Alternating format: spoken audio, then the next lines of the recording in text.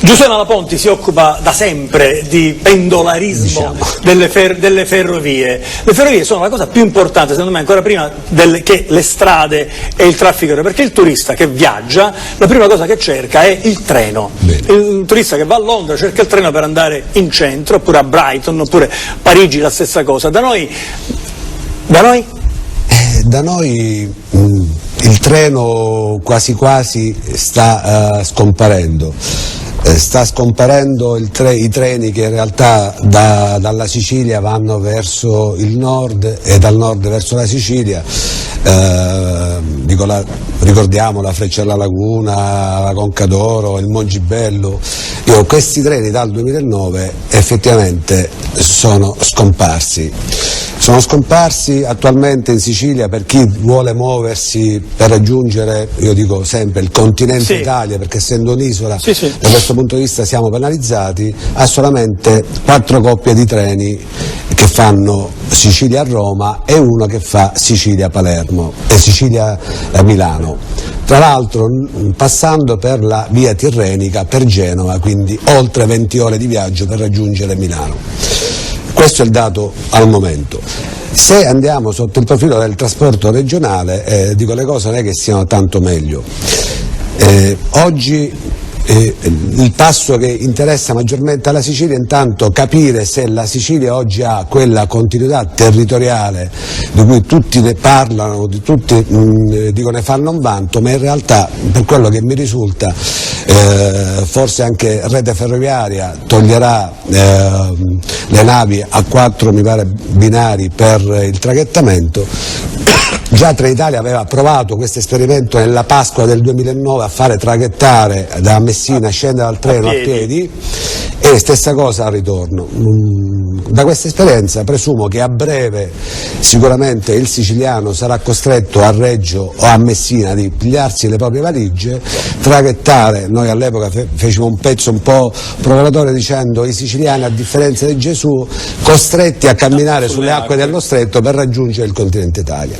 Oggi l'impegno che la Regione deve prendere, visto l'insularità nostra, capire se abbiamo questa continuità territoriale, cosa che la Sardegna, per quello che mi risulta, in tutte le consulte, tavoli Regione-Stato è sempre presente, si è chiusa già, se non vado errato, ottobre o settembre la continuità territoriale per il 2015, quando invece per quanto riguarda la Sicilia non abbiamo né continuità aerea né continuità territoriale per quanto riguarda i trasporti.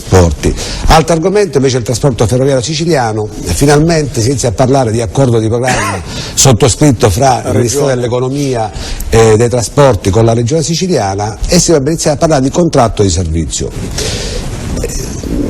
Noi da anni che... Intanto come funziona o non funziona? Cioè se io faccio il pendolare ho il servizio oppure no? Allora, al momento molti territori hanno visto scomparire il treno e ti parlo della Siracusa Modica Gela, ti parlo della Catania Caltagirone Gela, ti parlo della Trapani Palermo, la Alcamo Trapani via Milo chiusa da 2 anni e nessuno viene in porta se riaprirla, quindi siamo da questo punto di vista messi veramente male. Professore Russo, perché? È possibile, insomma, io immagino che una delle vie principali del pendolarismo sia tra Catania e Gela su questo fronte di Sicilia, passando per Caltagirone. Sì, lo era, perché da 3 anni a questa parte la Catania Gela è chiusa per il crollo del ponte finito poi di demolire l'anno scorso il 7 di ottobre. Oggi attualmente pochissimi sono i treni che da Catania arrivano a Caltagirone, la gente deve scendere, salire su un bus per arrivare a Gela e così anche il viaggio di ritorno. Sono stati investiti nel 2010 parecchi soldini per ammodernare la Catania Caltagirone Gela, però oggi attualmente da 3 anni vige questo scambio bus-treno per cui pochissimo frequentata, ma l'altro punto dolente è la parte opposta, la Caltanissetta Gela Siracusa chiusa da settembre dell'anno scorso fino a dicembre, richiusa veramente dal 13 dicembre fino a giugno 2015 e non è possibile collimare due bus che fanno i bus sostitutivi a Gela 10 minuti di coincidenza non è possibile fare queste piccole cose, che non è una traccia oraria per cui ti scombina molte altre cose. Due bus è possibile procrastinarli, al danno la beffa. Noi ci abbiamo provato. Lorena Dolci è andata, ha preso il treno alle 6 del mattino di ferrovie. Catania-Palermo è un altro nodo, professore, e Giuseppe Malaponti. Si dice che per andare da Catania a Palermo ci vogliono 6 ore, 5 ore e mezzo. Non è esattamente così, perché c'è un treno delle Ferrovie dello Stato che lo fa in 2 ore e 50. 3 ore e 15 minuti, l'accordo era scarse le 3 ore, attualmente la coppia fa 3 ore e 15. Ma il dato non è tanto quello, il dato è mentre partiva nel 2009 la Frecciarossa, che dico, la grande metropolitana, io la chiamo la grande metropolitana d'Italia, in Sicilia l'operazione provocatoria fu la Frecciarotta, operazione che in realtà fu cavalcata da molti politici. Uno dei promotori da questo punto di vista che si mise proprio a lavorare è trovare i fondi, perché quell'operazione portò avanti con 20, con 30, si ammodernava e velocizzava l'attuale tracciato, portando i tempi di percorrenza al di sotto delle 2 ore e 30 in 1 anno e mezzo di lavori. E l'allora sottosegretario Pippo Reina trovò i 30 milioni. Gliela facciamo raccontare a lui, perché noi abbiamo invitato l'ex sottosegretario Pippo Reina, che è qua con noi. Io lo invito a raggiungerci, così ce la racconta. Però noi siamo collegati anche con Gabriele Nanni, che per Lega Ambiente si occupa proprio di pendolari, si occupa di trasporti, e quindi tra poco lo coinvolgeremo, perché la domanda è questa. Io voglio dire, volevo partire da una domanda, cioè c'è una querella aperta, cioè per fare la Catania-Palermo ad alta velocità ci vogliono un sacco di soldi, 2 miliardi per un tratto di questa fino a un certo punto, poi il costo globale dovrebbe arrivare a 8, adesso non vorrei... Ma ci sono cifre diverse, cifre diverse. Pippo Reina, perché si bloccò la pendolinizzazione della Catania-Palermo con quei fondi, una trentina di milioni, che lei da sottosegretario trovò nei fondi residui del FAS della Liguria, mi pare di ricordare, ed era tutto sommato una cosa che si poteva fare. Una mano d'aiuto ce la diede l'ingegnere Pietro Baratono, che oggi, se non vado errato, è il provveditore interregionale alle opere pubbliche per la Lombardia e il Piemonte, e che in quel periodo era il responsabile del PON, e quindi era il soggetto che materialmente poteva, e di fatto lo fece, aiutarci a reperire quei fondi che Ferrovie non aveva e che la stessa regione siciliana faceva fatica a reperire. In realtà c'erano circa 7 milioni, neppure tutti disponibili, di disponibilità reale c'era 1.700.000 euro circa, qui ho le tabelle che mi sono portato da presso. Pietro aggiunse questi 20 milioni che fortunatamente riuscimmo a reperire tra le pieghe dei residui PON, e così come dire, si poté fare cosa, perché questo bisogna dirlo ai siciliani. Il progetto non nacque da me o dal Ministero, il progetto nacque all'interno di Ferrovie da parte di alcuni solerti dirigenti che venivano osteggiati e si rivolsero a me nei primi mesi del 2009 proprio perché trovavano difficoltà a portarlo avanti. Il progetto prevedeva che tranne le 2 città di collegamento ci fossero altre 3 città collegate o altri 3 centri, che erano Caltanissetta, che era completamente fuori dai giochi delle tratte ferroviarie siciliane, e poi Termini Imerese e qua sotto Catena Nuova, che serviva anche ad Enna. Qual era l'idea? Quella di sovvertire quella che allora, a quell'epoca, era l'impostazione di Ferrovie, cioè che la Sicilia, qui è stato detto con chiarezza anche in un altro modo, avesse sostanzialmente 2 grandi direttrici, la direttrice tirrenica e la direttrice ionica. Il resto non si capiva che cosa dovesse accadere. Se le linee morivano per conto loro era meglio, E qual era il sistema? Quello di non dare un'offerta adeguata, perché il viaggiatore che si trova a dover viaggiare su vetture che sono vetuste, lungo come dire, tratti ferroviari che nella maggior parte dei casi sono come dire, rimaneggiati ma non certo modernizzati come si deve, ovviamente si crea delle alternative. Prende Pullman o l'auto e prima. Quindi loro hanno buon gioco nel dire ma noi registriamo poca gente e di conseguenza teniamo in piedi un sistema che economicamente non è produttivo. Lì con quei soldi si poteva pendolinizzare la linea, cioè rendere veloce il treno, i pendolini che tra l'altro come dire, credo siano parcheggiati. Desidero precisare un'altra cosa, perché su questa cosa c'è stata polemica. C'è ancora, questa trasmissione solleverà di nuovo la polemica. Lo voleva la Comunità Europea, perché veniva considerato, e c'è anche un documento della comunità, veniva considerato come uno degli elementi strategici. Erano queste le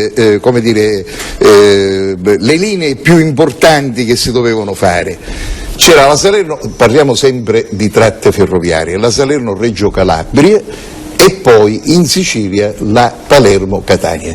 Quindi gli stessi organismi comunitari, qui non mette conto richiamare quali erano in particolare, rilevavano questo fatto. Che era importante. Esattamente. Reina, mettendo i pendolini che c'erano già, quindi non bisognava comprare. No, c'erano perché ne avevano, le ferrovie ne aveva da parte. Vedeva parcheggiare. Quindi non c'era neanche da affrontare il costo materiale. E i 20 milioni più quelli servivano ad adeguare la linea ferrata. Certamente, perché quello si sarebbe fatto.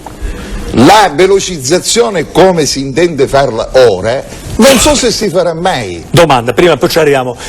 In quanto tempo, pendolinizzando la Catania-Palermo, si sarebbe fatto questo viaggio? Se si teneva fermo il progetto delle 3 fermate intermedie, 2 ore e 35 minuti al massimo. Col professore Russo, col progetto, non voglio definirlo faraonico perché come sembra ma non l'ho voluto dire, quanto arriveremo? Meno di 2 ore. Ma allora le faccio una domanda difficile, ma vale la pena spendere tutti quei soldi per starlo in 30 minuti meno e non sapendo quando comincia e quando finisce, oppure pendolinizzare? No, la domanda non è difficile per un motivo, perché si può arrivare a 2 ore e 10 sullo stesso tracciato migliorando delle altre cose rispetto a quello che diceva il sottosegretario. E spendendo forse il 10% di dei 6, 7, 8 miliardi. Gabriele Nanni, io voglio chiedere, una politica che ha spinto per una cosa, una politica che ha spinto per l'altra, la sensazione è che rischiamo di non avere nulla poi.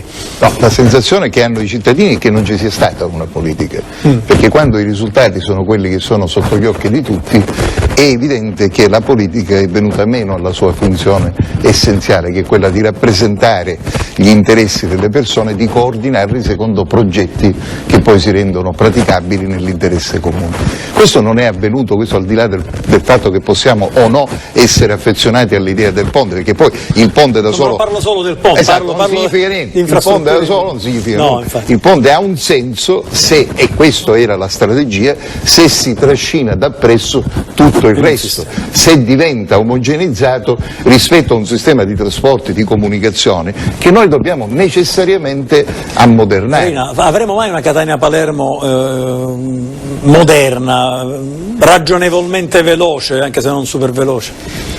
Io penso che una Catania-Palermo, non certamente con la spesa dei 2 miliardi, dei 4 miliardi, questi soldi non li hanno, né li spenderanno per noi.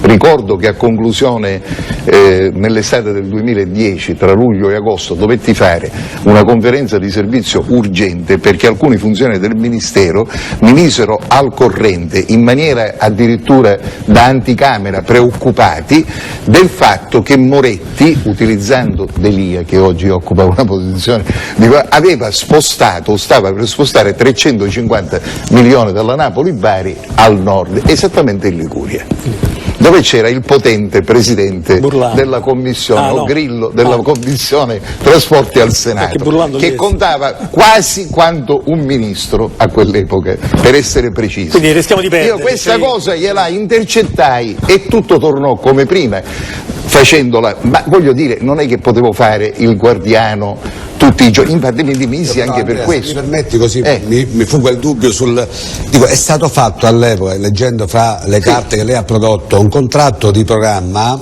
2007-2011 RFI, esatto, dove tirando opere in corso, tabella A03, sviluppo infrastrutturale a rete convenzionale, modifica anno 2009, codice interventi NAD, interventi di potenziamento infrastrutturale per adeguamento al nuovo modello di esercizio della regione Sicilia, praticamente per la velocizzazione dell'itinerario Palermo-Catania per un importo di 30 milioni. Dico, sono passati 5 anni, ma la volontà, RFI si fa finanziare e poi fa quello che vuole. Un'altra cosa che i cittadini non conoscono, così lo diciamo in trasmissione: RFI come ANAS non sono controllati dal Ministero dei Trasporti, perché sono società interamente partecipate dal Tesoro, ergo, per dirla papale, il controllore non è il Ministro dei Trasporti, è il Ministro del Tesoro, per essere chiari, perché praticamente non è l'azionista di maggioranza, è l'unico azionista ed è lui che decide quando è che il Ministero dei Trasporti ha un reale rapporto con questi due soggetti. E concludo, ce l'ha ogni volta che c'è da revisionare il contratto di programma. Come si può ovviare a tutto questo?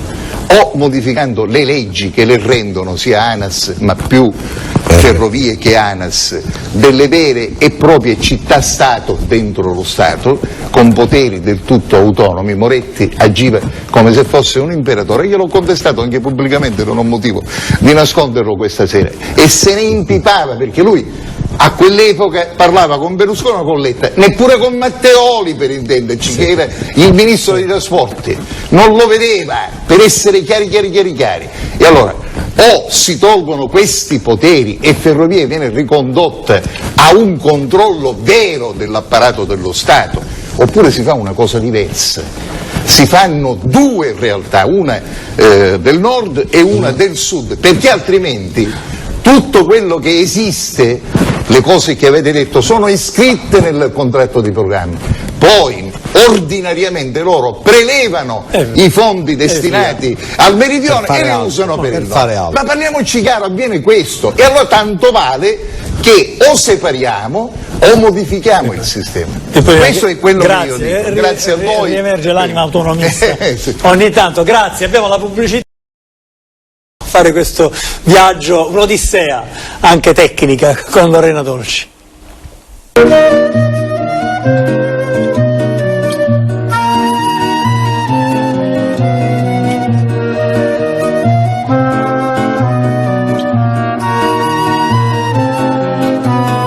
Sono quasi le 6, è ancora buio, il nostro viaggio comincia qui alla stazione centrale di Catania, che a quest'ora è quasi completamente deserta.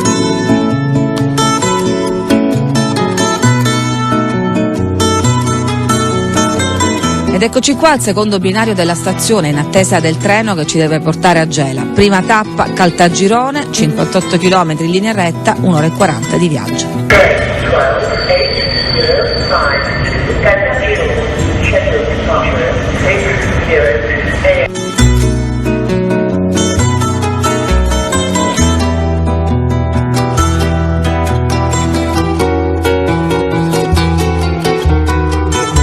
In questo momento siamo gli unici passeggeri di questa unica carrozza del treno per Caltagirone. Un tempo, fino al maggio del 2011, quando ci fu il crollo del ponte vicino a Caltagirone, era un treno utilizzato da moltissimi pendolari per Gela.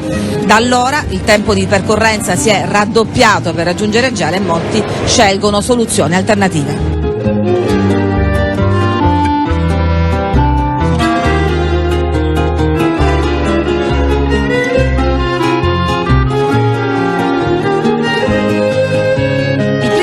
Filippo, un giovane calciatore dello Scordia, 17 anni e sveglia all'alba per andare a scuola a Caltagirone. Sale molta gente su questo treno?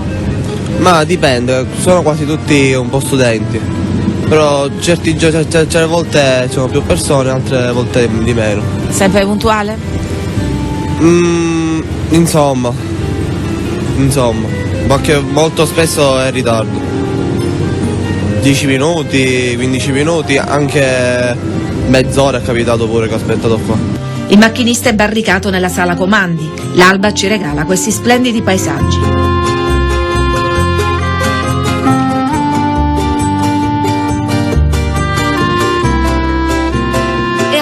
Che sale il gruppo più folto di passeggeri, studenti e pendolari, fra cui la signora Angela, che ogni giorno dal lunedì al venerdì deve raggiungere il tribunale di Gela. Prima del crollo del ponte ci volevano 2 ore, adesso i passeggeri devono scendere a Caltagirone e proseguire con un pulmino delle ferrovie che impiega il doppio del tempo. Risultato: una vita sui binari. Quindi lei fa ogni mattina 2 ore andare e 2 ore a tornare? Sì, 4 ore di viaggio al giorno. Un'altra cosa da dire: prima potevo uscire alle 2 per andare ritornare a casa, ora quello delle 2:15 è stato tolto, perciò sono costretta ad uscire dall'ufficio alle 5:15 perché il primo mezzo utile per ritorno a casa è alle 5:30. Lei se lo ricorda il ponte quando ci passava sopra col treno? Certo me lo ricordo, mi sono sentita miracolata perché è successo la domenica e il lunedì poi sono andata al lavoro, perciò... Lei se la conserva nel cellulare? Sì, come ricordo. Dopo libri e cruciverba, la signora Angela ha trovato un altro modo per far passare il tempo. Quanti centrini riesce a fare in un anno? Questo è per me, gli altri l'ho fatto alle mie figlie, questo è per me. Caltagirone, ore 7:40. La signora Angela ha concluso la prima parte del suo viaggio. Non le resta che prendere questo pulmino, un'odissea a cui molti pendolari di Catania e provincia hanno rinunciato, organizzandosi con mezzi propri e abbandonando questa tratta.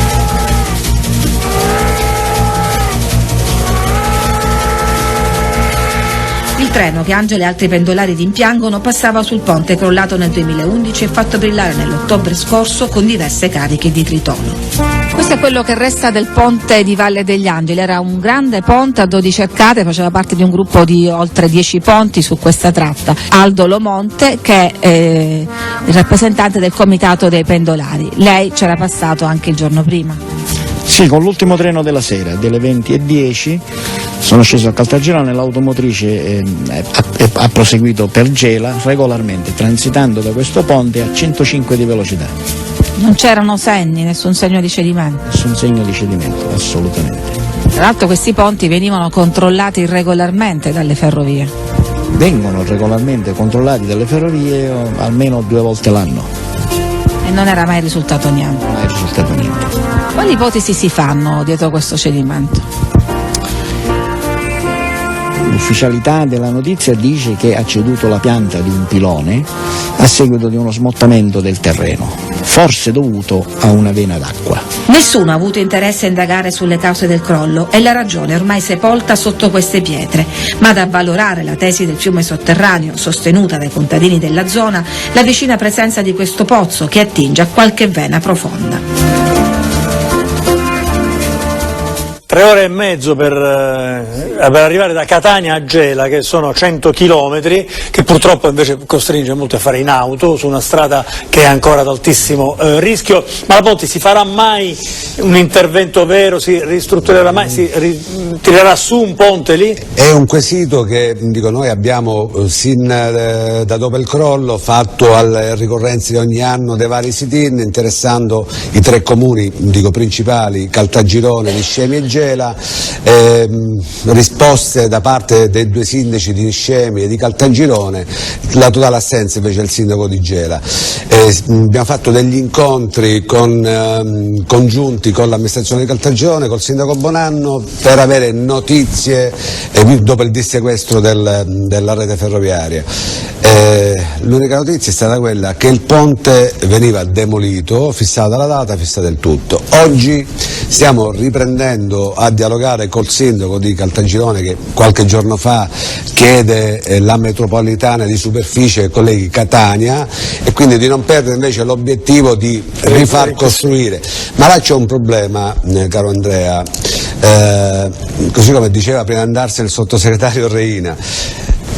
Sta verificando rete ferroviaria gli altri 9 o 10 ponti che insistono da Caltagirone verso Gela, la staticità di questi ponti. Sicuramente non può intervenire nessuno, se non, professore mi corregga, RFI o Italfer. ci dobbiamo accontentare di quello che Italferro e RFI diranno sulla geostaticità di questi ponti, quindi nessun altro può dire vado a verificare se è così o non è così. Io il mio cuore spera, essendo presente il giorno della demolizione, e devo dire un tuffo al cuore il vedere crollare, ma il mio convincimento non è tecnico. Sono convinto che 9 di quelle arcate demolite il 7 ottobre secondo me erano integre e potevano essere anche ripristinate con non l'ho buttato giù. E Fabrizio Gemelli, che è qui con noi in studio e che io invito a raggiungerci, in questo senso posso dire, un po' quasi scherzando, che è nato pendolare, cioè pendolare da studente? Diciamo che da quando avevo 14 anni che mi servo appunto del treno per giustamente frequentare gli studi di scuola superiore, poi naturalmente le lezioni universitarie sempre naturalmente da dove? Su che Santa Teresa di Riva. Da Santa Teresa di Riva, quindi verso Messina inizialmente, quindi studi università, scuole superiori, università e successivamente praticamente per motivi di lavoro su Catania. E naturalmente sono sono più di 25 anni, quasi 30 anni, diciamo che ormai ci serviamo, mi servo, ma come tantissimi altri studenti praticamente appunto del treno, per gli spostamenti quotidiani, e diciamo questo, Andrea, che nulla è cambiato o quasi nulla, diciamo soprattutto per quanto concerne, io infatti ne approfitto della tua trasmissione e ti ringrazio, per quanto riguarda i tempi di percorrenza, cioè oggi un treno, un regionale da Messina, e qui aveva ragione anche il professore Russo, cioè un treno oggi da Messina a Catania impiega esattamente 1 ora e 55 minuti da orario ufficiale delle Ferrovie dello Stato. Quindi c'è un tempo diciamo effettivamente enorme, a fronte di che cosa? Di miglioramenti tecnologici sulla linea ferroviaria, quindi parliamo binari nuovi, traversine che non sono più di legno ma sono appunto in cemento. E ormai una volta, guarda, pensa intervenuti negli anni, quindi dovrebbe essere più veloce questa, esattamente, no. Ma è anche un'altra cosa, abbiamo dei treni diciamo più innovativi, pensa al minuetto, il minuetto oggi ha degli spazi diciamo molto ampi che consentono ai passeggeri di salire e scendere naturalmente più velocemente. Una volta bisognava fare la fila avevamo le famose carrozze, bisognava fare la fila per scendere nelle stazioni, quindi oggi i tempi sono fortemente accorciati di fermata e di partenza dei treni. Una volta il capotreno doveva dare il via praticamente a che cosa? Diciamo, doveva dare il via al treno, ma assicurarsi di aver chiuso tutte le porte. Oggi si chiudono automaticamente. Esattamente, oggi le porte si chiudono automaticamente, il capotreno preme un bottone, comunque gira una leva e chiude tutte le porte del treno in automatico. Le porte sono tutte bloccate, quindi nel momento che il treno si ferma non può correre il rischio che qualche passeggero apra. Insomma, tu dovremmo velocizzare, invece così come quando andavi al primo. Non solo, consenti anche un'altra cosa, praticamente una volta avevamo il capostazione che doveva dare il via, oggi non esiste più. Il capotreno e il controllore, che erano 2 figure separate, oggi è un'unica figura che quindi dà diciamo istruzione alla partenza. In molti casi fa anche il secondo agente di macchina. Esattamente, fa anche il secondo agente di macchina, quindi un'unica figura che va a sostituire le 3 figure che avevamo esattamente 25 anni, parliamo appunto di un quarto di secolo. Ti volevo chiedere perché tu hai continuato a fare questa scelta del pendolare e del treno, per comodità, per economia? Perché fortunatamente diciamo da Santa Teresa di Riva non ci possiamo lamentare, sebbene diciamo ormai diciamo muoversi a livello interprovinciale è un po' difficoltoso, muoversi all'interno della provincia, e poi naturalmente abbiamo la stazione magari vicino casa, è più facile, accessibile eccetera, però pensa che tanti studenti io lo vedo tutti i giorni, hanno abbandonato il treno e si sono naturalmente rivolti a un altro vettore, quale l'autobus, perché di fatto Trenitalia a volte modifica a uso e consumo gli orari delle tracce orarie, non tenendo conto praticamente delle esigenze dei pendolari, ma a volte anche, per esempio, ti dico una cosa, il turno del macchinista, il turno del capotreno. Cioè, secondo quello che è il turno lo perché spostano i treni. Quel capotreno arriva con un determinato treno, deve fare un ulteriore servizio o rientrare diciamo nel punto di partenza, e quindi praticamente viene gestito l'orario di quel treno sulla base del turno che Trenitalia deve rispettare il macchinista. Però è bello che tu non ti sei arreso, Fabrizio. Ma no, noi no, infatti grazie anche a Giosuè abbiamo ottenuto qualche risultato nel corso di questi anni. Continui a viaggiare tu? Continuiamo a viaggiare. Cioè tu lavori dove adesso? A Catania? A Catania. E quindi fai ogni giorno? Ogni giorno siamo appunto con questa vita. Considera che noi abbiamo dei super treni, perché i treni che normalmente diciamo capita, abbiamo dei treni che hanno 30 minuti di ritardo, 35 minuti di ritardo e arrivano a destinazione, pensa, con 5 minuti di ritardo. Cioè recuperano? Recuperano, certo, perché abbiamo dei tempi di percorrenza talmente allargati che appunto consentono questi risultati miracolosi tutti i giorni. Va bene, Fabrizio, grazie. Grazie a te. Grazie per questa testimonianza. Grazie, tu caro Giuseppe. C'era quella vicenda che abbiamo accennato del raddoppio della Messina. Freddo Ciampinieri, in realtà come hai accennato tu all'inizio della trasmissione, finanziata dal 2005, studi di fattibilità, uno studio di geologi, ingegneri, architetti per fare quel tipo di lavoro. Una stranezza di quell'opera, che è ritenuta dal governo come opera strategica, e il professore mi corregga perché su questo molti non mi rispondono, la stranezza è un'opera del genere doveva essere sovracomunale, visto che è ritenuta nel piano degli interventi strategici, oppure no? Perché è impensabile, hanno procrastinato lo sviluppo di quell'opera il comune di Savoca, il comune di Santa Teresa e il comune di Furci. Su questo nessuno prende le responsabilità, ha rifinanziato con altri 300 milioni di euro in più, ve ne sono solamente 46 per la progettazione, quindi un'altra opera, e su questo lasciamelo dire, fiumi di parole, di inchiostro, snocciolamento di miliardi di euro sempre per ottenere il nulla.